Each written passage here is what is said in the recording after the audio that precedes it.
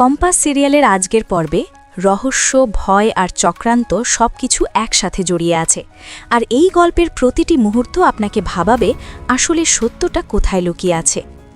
রাত তখন গভীর, চারদিকে নিস্তব্ধতা। সেই সময় চুপিসারে মুক্তির ঘরের দিকে এগোচ্ছিল কম্পাস। তার হাতে একটা ছোট গোপন ক্যামেরা। উদ্দেশ্য একটাই, মুক্তির আসল রহস্য ফাঁস করা। কিন্তু ঠিক সেই মুহূর্তেই পিছন থেকে বিহান ডাকে। কম্পাস এক মুহূর্তের জন্য থমকে গেলেও নিজেকে সামলে নেয়। স্বাভাবিকভাবে হেসে বলে, স্যার আপনি বসুন, আমি আপনার জন্য কিছু বানিয়ে আনছি। সে দ্রুত রান্নাঘরে গিয়ে লেবুর শরবত তৈরি করে নিয়ে আসে। বিহান প্রথমে খেতে চায় না, কিন্তু কম্পাসের অদ্ভুত জোড়াজুড়িতে শেষ পর্যন্ত খেয়ে নেয়। শরবতটা খাওয়ার কিছুক্ষণের মধ্যেই বিহান একটু অস্বস্তি অনুভব করে এবং নিজের ঘরে গিয়ে শুয়ে পড়ে। এই সুযোগটাই খুঁজছিল কম্পাস। ঠিক তখনই সে দেখতে পায় মুক্তি খুব সাবধানে বাড়ি থেকে বের হয়ে যাচ্ছে। চারদিকে তাকিয়ে নিশ্চিত হয় কেউ দেখছে না। তারপর দরজা খুলে বাইরে চলে যায়। কম্পাসের সন্দেহ আরও বেড়ে যায়।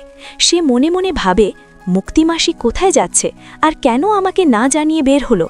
তাই আর দেরি না করে সে চুপি চুপি মুক্তির পিছু নেয়। কিছুক্ষণ পর মুক্তি গিয়ে থামে একটা শান্ত নিরিবিলি ক্যাফেতে। সেখানে গিয়ে বসে পড়ে, কিন্তু আশেপাশে কাউকে দেখা যায় না। দূর থেকে লুকিয়ে সব দেখছিল কম্পাস। হঠাৎই সামনে এসে বসে অভিজ্ঞান দত্ত। তাদের কথোপকথন শুরু হয় নিচু স্বরে। প্রথমে কিছুই বোঝা যাচ্ছিল না, কিন্তু একটু একটু করে পরিস্থিতি পরিষ্কার হতে থাকে। অভিজ্ঞান দত্ত স্পষ্টভাবে বলে, তুমি যা করেছো সেটা ঠিক হয়নি। তখন মুক্তি রেগে গিয়ে উত্তর দেয়, আপনারা যা করেছেন সেটা কি ঠিক ছিল?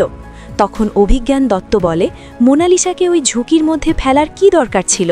কথা থেকে বোঝা যায় ওরা সবাই মিলে কোনো বড় প্ল্যানের অংশ। আর সেই প্ল্যানের পরবর্তী ধাপ বাড়ির সবাইকে আলাদা করে দেওয়া। আর সবচেয়ে বড় টার্গেট ঋতুজা। এই কথাটা শুনে কম্পাসের মাথায় যেন বাজ পড়ে। সে বুঝে যায় বিপদ আরও বড় হতে চলেছে। এদিকে বাড়িতে অন্য এক দৃশ্য। মোনালিসা একা ঘরে বসে আছে। তার মনে ভয়, মৃত মানুষকে ভয় পেলে চলবে না, আর নিজের সীমা ভুলে যাস না।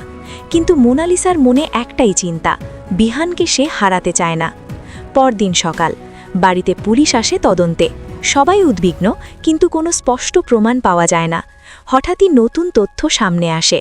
ঘটনার রাতে সেখানে নাকি একজন ভ্লগার ছিল যে পুরো জায়গাটার ভিডিও করছিল। এই কথা শুনে মুক্তির চেহারা পাল্টে যায়। সে বুঝতে পারে পরিস্থিতি এখন তার নিয়ন্ত্রণের বাইরে চলে যেতে পারে। অন্যদিকে কম্পাস থেমে নেই। সে গোপনে বাড়ির ভেতর এবং গাড়িতে ক্যামেরা বসাতে শুরু করে। খুব বুদ্ধিমত্তার সাথে এমন জায়গায় ক্যামেরা লাগায় যেখান থেকে সব কিছু পরিষ্কারভাবে দেখা ও শোনা যাবে। সে মনে মনে বলে, এবার কেউ আর বাঁচতে পারবে না, সত্যিটা আমি বের করবই। ঠিক তখনই বিহান আবার তাকে সন্দেহের চোখে দেখে। বিহান বলে, তোমাকে আজকাল একটু অন্য রকম লাগছে। কম্পাস বুঝতে পারে সময় খুব কম, একটুও ভুল করা যাবে না। এদিকে মুক্তি ও তার সঙ্গীরা এখন একটাই চিন্তায়, সেই ভ্লগার কে? তার কাছে কি কোনো প্রমাণ আছে? কারণ যদি সেই ভিডিও সামনে আসে সব কিছু ফাঁস হয়ে যাবে। গল্প এখন এমন এক জায়গায় দাঁড়িয়ে যেখানে প্রতিটি চরিত্রই কিছু না কিছু লুকিয়ে রেখেছে। আসলে কম্পাস কি সত্যিই সব প্রমাণ জোগাড় করতে পারবে? মুক্তির পরিকল্পনা কি সফল হবে, নাকি সেই রহস্যময় ভ্লগার সে কি সত্য প্রকাশ করবে? এই সব প্রশ্নের উত্তর জানতে হলে অপেক্ষা করতে হবে পরবর্তী পর্বের জন্য।